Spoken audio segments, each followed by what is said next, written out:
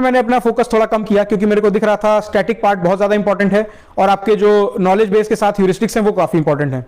और फिर third attempt में तो मेरे पास खैर टाइम भी बहुत कम था इंटरव्यू और प्रीलिम्स के बीच, तो मैंने current affairs almost cut short कर दिए थे। जो मेजर करंट अफेयर्स थे पॉलिटी इकोनॉमिक्स से रिलेटेड वो मैंने किए थे, बाकी आईआर ये सब के करंट अफेयर्स तो मैंने पूरी तरह से छोड़ ही दिए थे।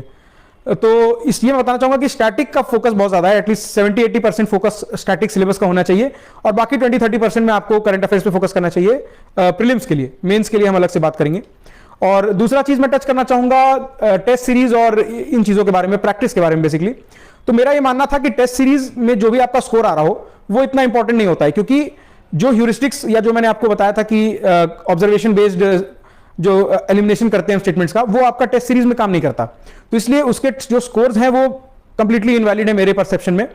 वो आपके सिर्फ प्रैक्टिस के लिए हैं कि आप टाइम अपना मैनेज कर पाएं और ऑन द स्पॉट 2 घंटे के अंदर आप सही तरीके से सोच पाएं, 100 क्वेश्चन अटेम्प्ट कर पाएं। उसके लिए मैं ज्यादा फोकस करता था टेस्ट सीरीज में, और टेस्ट सीरीज पे मेरा फोकस विथ अटेम्प्ट्स डिक्रीज होता गया, like from 35-40 papers down to 20 papers. और इस बार तो मैंने शायद 3 या 4 ही प्रैक्टिस किए थे मॉक्स।